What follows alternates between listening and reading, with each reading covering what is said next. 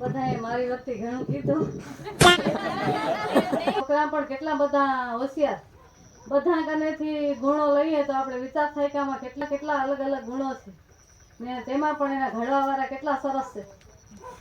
ભીમસેસર ને હિનાબેન આપણે જોઈએ તો એનો સ્વભાવ કેટલો શાંત, કેટલો ભાવ, કેટલો પ્રેમ, બધી જ વાતો એનામાં એમ સમણજી જેવા માર્ગદર્શક દાદા કેટલા સરસ. આપણે તો વિચાર થાય કે વારે વાહ, આ તો જે ભાગશાળી હોય ને એને આવી સ્કૂલો મળે. ભણતા હતા ત્યારે કદાચ હિનાબેન ને ભીમસીભાઈ મળત તો કોનું કીધું તો કયા કયા પુસ્તક મેં દાદાજીના ઘણા બધા પુસ્તકો વાંચેલા છે, પણ વાંચવું એક બાજુ ને એક બાજુ ભૂલાઈ જાય.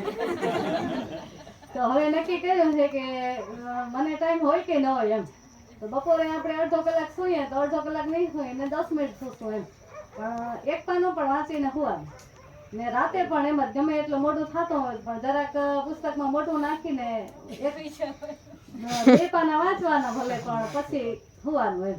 એવો સંકલ્પ કર્યો હોય ને એમાં મેં જીવ ભાવના ઘણા બધા પુસ્તકો વાંચ્યા છે, એમ કે જીવ ભાવના છે, વાઘભૂષણમ છે, કાવ્ય વિનોદ છે, યુવાન છે, તેકાર સંધ્યા છે, 7 ભાગ 1, 2, શ્રીકૃષ્ણ જીવન દર્શન, ઋષિ સ્મરણ, ગંગા લહેરી, પછી સમણજીના હમણાં 2 પુસ્તકો જ્યારથી વાલી મિટિંગમાં ગયા તો તરત જ 2 પુસ્તક તો વાંચી જ નાખ્યા ઘરે જઈ. પછી દશાવતાર તત્વજ્ઞાનો દર મહિનાના આવે છે દાદાજીના, એ બધું. એટલે પ્રવૃત્તિ તો ઘણી બધી દાદા મળ્યા ત્યારથી અમે કરતા રહેલા છીએ, પણ હવે ભાગશાળી એટલે કે નચકેતને આવું સરસ મજાનું ભણવાનું મળ્યું તો અમારું પાછું ભણવાનું છે. નકર આ નોટ અને બોલપેન ને ક્યાં ઉપાડવાની થાત એમ, એટલે ક્યાં અહીંયા માઇક ને આવીને બોલવાનું થાત. એટલે માતૃદેવો ભવ અને પિતૃદેવો ભવ ના વિચારો ને બાળકો ને આપણે હંમેશા સારા વિચારો આપણા ઘરની અંદર હોય તો સંસ્કારી વાતો આપણે બાળકો સાથે સંસ્કાર સિંચન કરતા હોઈએ ને આપણે એકબીજા સાથે વાતચીતો કરીએ તો આપણામાં પણ ભાવ ઉભો થાય ને બાળકોમાં પણ ભાવ આવે એમ. તો આવા સરસ મજાના વિચારો એમ તો સમાજમાં પ્રાધાન્ય આપવું કે નહીં તે ઉપર જ વિચારવંત લોકો કહેતા હતા. ભણેલો વર્ગ ચર્ચા કરતા બેઠા હતા, તે બુદ્ધિવાદમાં રાચનારા લોકોના કારણે બાળક માટે હર ક્ષણે આતુર માના દિલના ધબકારા ક્યાંથી પહોંચવાના હતા. મા બાપ એ એક પ્રેમ અને ઉષ્મા ભર્યા વાતાવરણની એમને કલ્પના પણ ક્યાંથી આવતી હતી. મા પ્રત્યેની આ સુંદર અને ભવ્ય પ્રેમાળ લાગણીને શુદ્ર ભોગોમાં રાખનારા ભોગો જ તેને જીવનમાં સર્વસ્વ દેખાય. જે માનવીને જરા સૃષ્ટિ સ્પષ્ટ શબ્દોમાં કહું તો માનવ મટી ચૂકેલા અને પશુને એનો ખ્યાલ પણ ક્યાંથી આવવાનો હતો. આવી આ 5-7 વર્ષ પહેલાની બનેલી આ ઘટના છે કે રત્નાગીરી જિલ્લામાં રાજાપુર નામનું એક ગામ છે, જેમાં એક બ્રાહ્મણ અને બ્રાહ્મણી હતા. જૂના ઘર, નાના ઢબનું ઘર હતું, નાની એવી વાડી, 2-5 સોપારીના વૃક્ષો, 2 નારિયેળના, 4-5 અલગ અલગ આંબાના, તેના એક ને એને મા પણ એની એક જ એનો દીકરો હતો. તો એ દીકરાનું નામ હતું રાજા, તો પ્રેમથી એને રાજા કહેતા એમ. તે દીકરો તે મોટો થઈ ગયો, એને ઈચ્છા હતી એમ કે અમે તો ન ભણ્યા, આપણે બધાને એવી ઈચ્છા હોય કે આપણે એનો ભલે ભણ્યા નથી એમ પણ આપણું બાળક સરસ ભણે, આપણું બાળક આગળ વધે, એને જે ગમે એ કરે એમ. ત્યારે એ મા હતી ને એને એવી એક ઈચ્છા હતી કે મારો દીકરો, અમે ભલે ગરીબ છીએ, અમને ભલે ખાવા પણ નથી એમ. એ બ્રાહ્મણનું શું કામ હતું તો કે એ બ્રાહ્મણ હતા ને તે પતિ પત્ની એમ કે ને એક એનો બાળક એમ રાજા નામનું, તો એ 3 જ જણા એમ ને એનું કુટુંબ પણ અતિશય ગરીબ એમ. ને એના આપણે ખબર છે કે એના વાડી કેટલી એમ તો કે 4-5 વૃક્ષો એમ 2-3 જાતના, તો એમાંથી શું એ કમાય એમ. તો એ બ્રાહ્મણ છે ને બાજુના ગામમાં ગોરપદું કરવા જાય. આપણે ખબર છે કે ગોરપદું કરવા જાય તો એની અંદર દક્ષિણા પહેલા તો કેટલી અપાતી એમ. હવે જોઈએ છીએ તો કથા કરે ને તો એનો ભાવ નક્કી થાય 25 લાખ ને 20 લાખ નો, પણ ત્યારનો એવો જમાનો નતો એમ. કથા વાંચવા જાય તો માને એક રૂપિયો મળે, એક શ્રીફળ પડે એમ. તો એ શ્રીફળમાંથી એક એની મીઠાઈ એના મમ્મીને બનાવી આપે એમ. તો ઈ જે એના મમ્મી હતા ને એ દરરોજ એમ કે ઝાડ ને પાન ને પોતાની વાડી હતી એનામાં એવા ફૂલના ઝાડ હતા એમ. ત્યારે ફૂલ તોડતી હોય ને ત્યારે એની માં છે ને એના બાળકને કહેતી કે જો બેટા એ કે આપણા જીવનમાં એ કે ઘણું બધું આવવાનું એમ, પણ આ જે ફૂલ છે ને આ ભગવાનને ક્યારે ચડે ખબર છે તને? આ કળીમાંથી જ્યારે સુંદર ફૂલ બજારો ખીલે ને ત્યારે ભગવાનને ચડે એમ. ને એના પપ્પા બાપુજી એમ કે એને શું કહેતા એમ કે બેટા જો કે આપણે એ કે હંમેશા છે ને લાંબો વિચાર કરવાનો એમ, વૃક્ષ જેવું આપણે થવાનું એમ, આકાને વિસાણું થવાનું ને શુદ્ધાનું અન્ન, એટલે જેને આપણે અનાજથી પણ તૃપ્ત માણસને કરી શકીએ. જેમ ઝાડ છે તો એ આપણે પરોપકારી છે. આપણે ખબર છે કે વૃક્ષ છે ને એની કોઈ ઈચ્છા નથી, આપણે એને વખાણ કરીએ કે ન કરીએ, ત્યાં બેસીને આપણે સતત મજાનો છાંયડો આપે ને ફળ પણ આપે. એ ફળ કોના માટે તો કે આપણા માટે એમ. ત્યારે એના પિતાશ્રી છે ને એને એ શીખામણ દેતા એમ કે આપણે છે ને ઝાડ જેવું પરોપકારી જીવન જીવવાનું. આપણે કોઈના દુઃખમાં ભાગ લેવાનો, સુખમાં આપણે લઈએ તો હાલે ને, ન લઈએ તો હાલે એમ, પણ કોઈ માણસ દુઃખી થતો હોય ને તો આપણે એને મદદ કરીએ એમ. તો એમાં સરસ મજાનું એના મા અને બાપ એવા સરસ મજાનું શીખાડતા એમ કે ફૂલ હોય તો એને હજી ખીલું ન તોડવાનું, આપણે સરસ મજાનું ખીલે ત્યારે એમ કે એને ભગવાનને ચડાવવાનું, ને એમ આપણું જીવન પણ કેવું તો કે આખું સરસ મજાનું સુંદર ખીલાવાનું. તો અત્યારે આ બાળકો છે ને એની ઉંમર જ એવી છે કે આ ઉંમરે એને બધું મેળવી લેવાનું છે, જ્યાંથી જે મળે ને એને મેળવી લેવાનું. આપણે ખબર છે કે ઝાડ કનેથી, પાન કનેથી, વૃક્ષ કનેથી, વનસ્પતિ કનેથી એટલું બધું સરસ મજાનું છે, બધું એમ છુપાયેલું છે. તો એને વૃક્ષ કનેથી પણ એના પિતાશ્રીએ કીધું કે તારે વૃક્ષ કનેથી બેસીને વૃક્ષ સાથે વાતો કરવાની એમ, તો એનામાંથી તને પણ કાંઈ મળશે એમ. આપણે ખબર છે કે આ પ્રકૃતિ છે ને આપણે બધાને સપોર્ટ કરે, ત્યારે આપણે એ સરસ ને શાંતિથી આટલા લોકો બેઠા છીએ એમ, એને સરસ મજાને એવા સમજાવીને સમજાવતા એમ. તો એ બાળક એને એક ને એક બાળક હતું એમ, તો એને એવી રીતે સરસ મજાના સંગાલ્યા હતા. એટલે અતિશય ગરીબ, પણ ગરીબની અંદર એની ગરીબાઈ ન લાગી, કારણ કે એનામાં એ કુટુંબની અંદર ભાવ હતો, પ્રેમ હતો, સાથે મળીને રોજ વાતો કરે ભગવાનની, સરસ મજાની એકબીજાને એવી વાતો આપલે કરતા એમ. એટલે એની ગરીબાઈનું પણ કાંઈ ખબર ન પડી કેમ કેમ એનું ઓલું વીતતું હતું એમ, સમય નીકળી જતો હતો. તો પછી એને છે ને એમ કરતા કરતા ને એનો દીકરો રાજા, એ છે ને પ્રાથમિક શિક્ષણ એને ભણવાનું થયું, પ્રાથમિકમાં ભણ્યો. પછી પ્રાથમિકમાં આપણે ખબર 7 સુધી હોય, 7 સુધી ભણીને પછી એને વિચાર થયો કે હવે આ મારા દીકરાનું રાત સુધી પ્રાથમિક તો પૂરું થયું, હવે મારે એને માધ્યમિકમાં મૂકવો પડશે આગળ ભણવા એમ 10 સુધી. તો હવે એને ક્યાં મૂકશે એમ, આપણા કને તો પૈસા નથી, કોઈ વ્યવસ્થા નથી, કે આપણા કને કોઈ એવી વસ્તુ નથી કે એને વેચીને ભણવા મૂકીએ. પણ એની માનું એક જ સપનું, ને માનું ને બાપનું, કે આપણે ભલે ભણ્યા નથી પણ આપણા બાપના દીકરાને તો કલેક્ટર જ બનાવવો છે એમ. એની માની એટલી તીવ્ર ઈચ્છા એમ. એને કીધું કાંઈ વાંધો નહીં, કે ત્યારે રાતના છે ને એના મા અને બાપ રડે છે, ત્યારે એ બાળકને ખબર નથી હોતી એમ, રડે છે ને એ ચર્ચા કરે છે કે આપણા કને હવે કાંઈ છે નહીં, આપણા બાળકને કેમ કે આપણે મૂકશું એમ. પણ એના બાપને એમાં કાંઈ વાંધો નહીં, કે આપણે કરી લેશું એમ. તો એ છે ને એના કારણે એક જ રૂપિયો હોય, ગોતપદામાં મેળો હોય ને એ રૂપિયો એક હોય છે ને એક નારિયેલ હોય, એ ટોપરા પર બનાવી દે છે ને એ જાય છે એમ પગે પગે 7 માઇલ સુધી હાલવાનું હોય છે પગે પગે. તો લઈ જાય છે. તો બાજુમાં રત્નાગીરી ગામ હોય છે ત્યાં હાઈસ્કૂલ હોય છે, ત્યાં ભણવા મૂકે છે ને એમ કરતા ને એ પાસ જ થતો આવે એમ. તો બધાને ગમતો થઈ ગયો એમ. એ બાળક એક ગરીબ ઘરનો બાળક હતો, પણ ભણવામાં તો એટલો બધો હોશિયાર હતો ને એને બધાના મન જીતી લીધા એમ. ત્યાં કને જે સાહેબો હતા ને એને પણ એમ થયું કે વાહ આ દીકરો તો કેટલો હોશિયાર એમ, એને તો બધા માન આપે એમ. પણ પછી એમ કરતા કરતા ને એને 10મું પણ પાસ કર્યું, બધામાં પહેલો નંબર જ આવતો એમ. પછી એકવાર એના પિતાજીને મળવા આવ્યા હતા, તો એને છે ને પાઘડી, ગરીબ હતા કારણ કે એના કારણે કઈ હતું જ નહીં એવી પરિસ્થિતિ, એક પાઘડી બાંધેલી અને અંગરખો હતો એ પણ એટલો પતલો ને ધોતી હતો એ પણ એવું એમ. તો એને એમ થયું કે એની માને છે ને વિચાર આવ્યો કે આપણા એક બાળકને તો ઘણો ટાઈમ થી મૂક્યો એમ, તો હવે કે તમે ચક્કર મારવા જાવ ને એમ. ત્યારે ચક્કર મારવા જાય છે કે મારો દીકરો કેમ છે લે એમ. ત્યારે એ છે ને એ બાળક ન તો પહેલો નંબર જ આવતો, બધામાં પહેલો નંબર આવતો ને ત્યારે પણ પછી એને કીધું કે હવે આ બાળકનો તમારો પહેલો નંબર આવે એને કેમ મારે ના કેવી એમ, ને કાંઈ એના વતનમાં પણ થોડોક ફેરફાર લાગ્યો એમ. જેવો એ ગયા ને તો બધાને હાંસી ઉડાડવા માંડ્યા ને. તો એને કીધું કે આ મારા પિતાશ્રી છે ને જૂના કપડા પહેરીને આવ્યા, તો બધા હાંસી ઉડાડે છે. તો એના પપ્પાને એક ઝાડ નીચે લઈ ગયા, બાપ દીકરાએ વાતો કરી, એની માએ ટોપરા પાક કરી દીધો, તો 1 રૂપિયો હતો પછી છોડીને દીધો. ને ત્યાં એને વિચાર થયો કે આ હોસ્ટેલ જોવા જાવ એમ, સરસ છે લેતો જાવ એવું એ. તો પિતાજીને કે અમારે છે ને મોટા સાહેબની પરવાનગી લેવી પડે એમ. ને તો એમ તો ન થાય કે આવા ન મળે એમ. પિતાજી આપણે બીજી વાર કે જાશું એમ. તો એને ખબર પડી કે મારા દીકરામાંથી ભાવજીવન થોડુંક ઓછું થઈ ગયું એમ.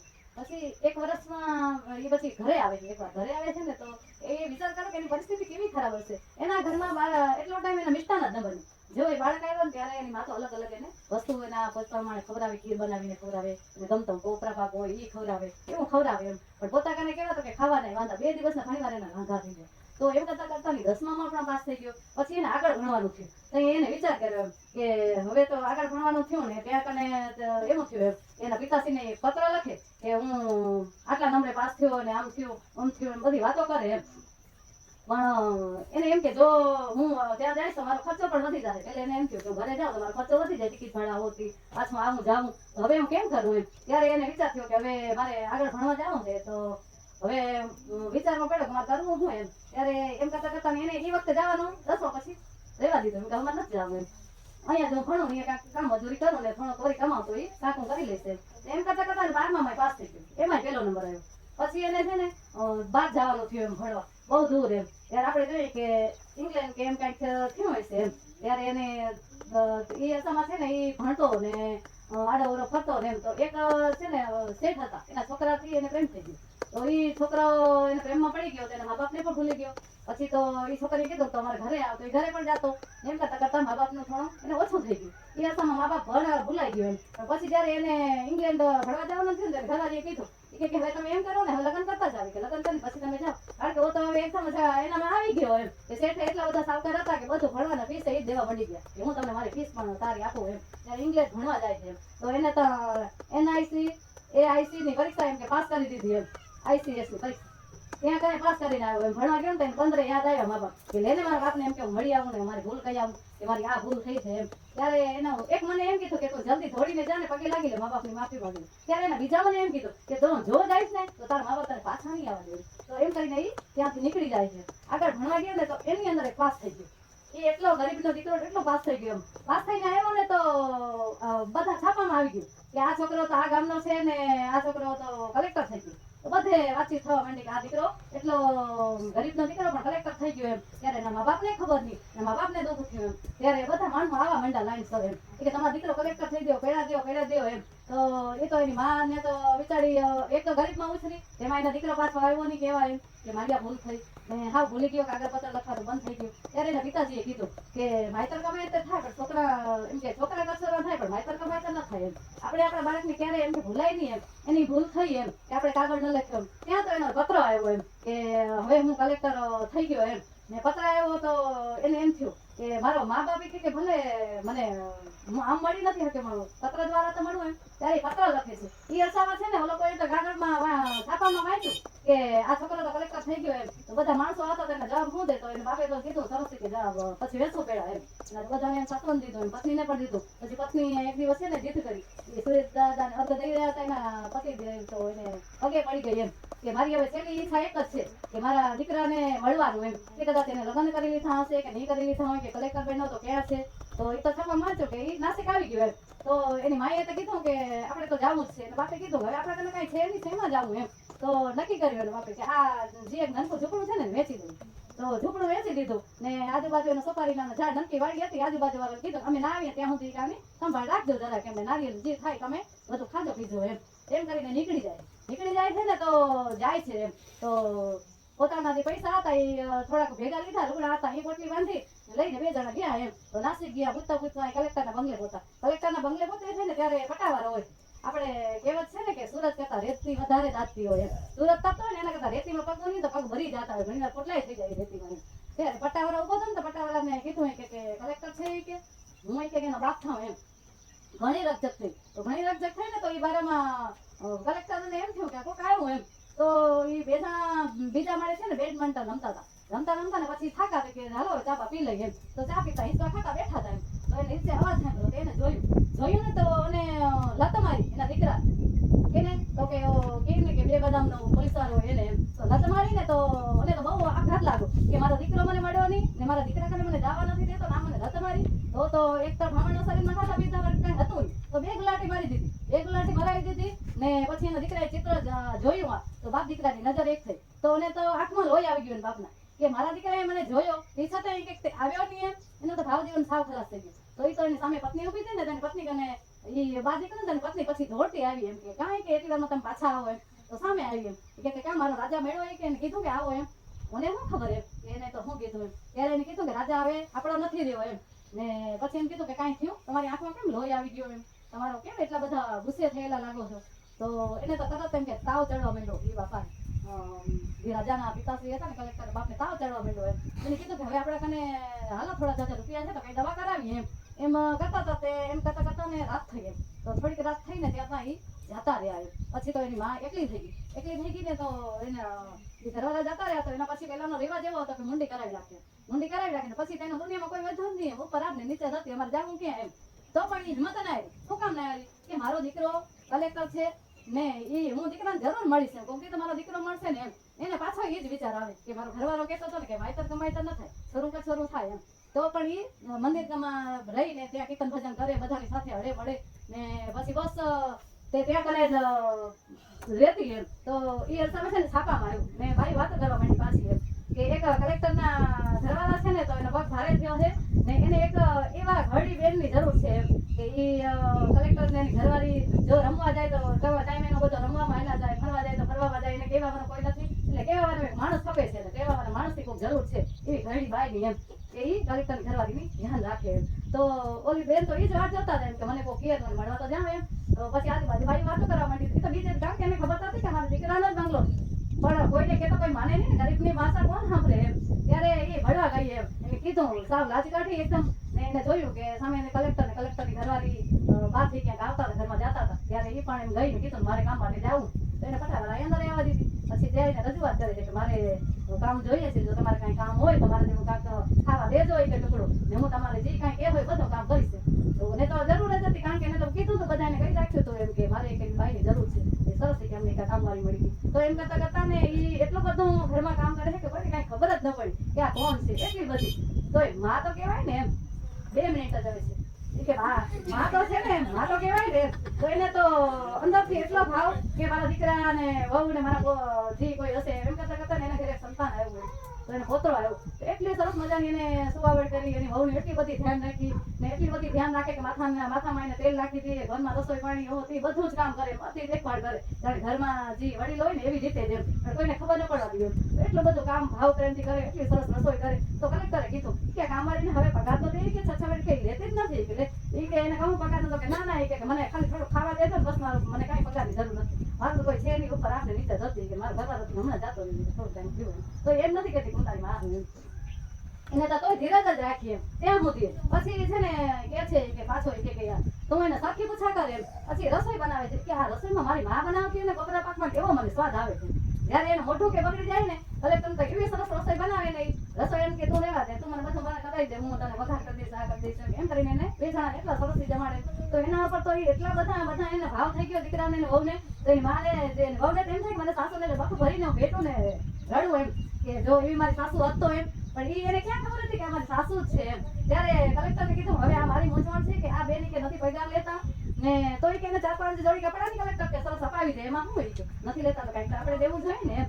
તો એમ કરતા કરતા ને છે ને એક દિવસ આમાં ક્લબમાં ગયા હતા ને, તો ઘરવાળી તો ત્યાં હતા જ એમ ક્લબમાં. તો આ છે ને કલેક્ટર વહેલા આવી ગયા, કલેક્ટર વહેલા આવી ગયા ત્યારે એનો દીકરો આવી ગયો. તો પછી તો એ દીકરાને તેલ માલિશ બધું પોતે જ કરે એમ, કે જેમ દાદી હોય ને કેમ કરતી હોય એમ, ભાવ પ્રેમથી, કે જે પોતા છોકરા ઉપર પોતાના પ્રેમ ન હોય પણ એનો જે વ્યાજ હોય ને એના ઉપર એને અતિશય પ્રેમ હોય. એને એમ જ થાય કે મારી કમાણી તો સાચી આ છે, રૂપિયા અને સોનું એ તો બધું બીજું છે, મારી સાચી કમાણી તો આ કહેવાય. ત્યારે એટલી બધી સેવા કરે છે ને. પછી તો એ કલેક્ટર એમ થયું કે પછી હાલેડા કાઢી હોય, એક દિવસ આવે તો કલેક્ટરને માથું દુખતું હતું, ઓફિસથી વહેલા આવી ગયા. તો એને જોયું, તો જેવું એ કલેક્ટર ગેટ પગ દીધો ને, તો એ બેન છે ને છોકરાને લઈને અંદર રૂમમાં આવી ગયો. પછી એકવાર એમ થયું, પછી છે ને છોકરાને હુવડાવીને એકદમ માથું દુખતું હતું કલેક્ટરનું. ત્યારે પટાવાળાએ એને કીધું કે બા એને માથું દુખે છે ને, તો ખતરો કરો તો કે હું તો ખરેખર છે. ત્યારે બેનને તો લાજ જ કાઢી લે. પહેલાનો જમાનો એવો હતો કે પુરુષ વર્ગ હોય ને ઘરની બહાર અને સ્ત્રી હોય અંદર, એમ ઝપાટ એકબીજા ટચ ન થાય એમ, કામવાળા મજૂર સાથે વાતચીત ઓછી ન કરે એમ. ત્યારે એને શું કર્યું કે કલેક્ટરે કીધું મારું માથું ઓફિસથી દુખે. તેની વાત છે ને માથું દબાવતી હતી ને, એના આંસુ બે પડી ગયા કલેક્ટરના માથા ઉપર. ત્યારે કલેક્ટર ઉઠીને ઉભો થઈ ગયો ને માનો હાથ પકડી ગયો કે કોઈ નહીં, તમારી વાત છોડી બોલી કે કોણ છો, તો એને બધી હકીકત કીધી. ત્યારે આપણે એમ થાય કે ખરેખર માતૃ આપણી સંસ્કૃતિ કેટલી સરસ છે કે માતૃ દેવો ભવ ને પિતૃ દેવો ભવ ને આચાર્ય દેવો ભવ, એને આપણે ગુરુ માનવા જોઈએ, એ જિંદગી ભર એને યાદ કરવા જોઈએ. કારણ કે આપણે મા બાપ ગુરુ બધાના ઋણી નહીં, આપણે ઋણમાંથી મુક્ત થવાનો એક જ રસ્તો છે કે જે લોકો આપણા ગુરુજીને જે ગમે એ કરવાનું, મા બાપને જે ગમે એ કરવાનું. પછી નાનું હોય કે મોટું હોય, ગમે એ હોય, હું કે બાળકો હોય કે વાલી હોય, એ આપણે બધાની એ આપણી ફરજ છે. એટલું કહીને મારી કાંઈ ભૂલ હોય તો એ મને માફ કરજો ને બસ હું એટલું કહીને મારી વાળીને વિરામ.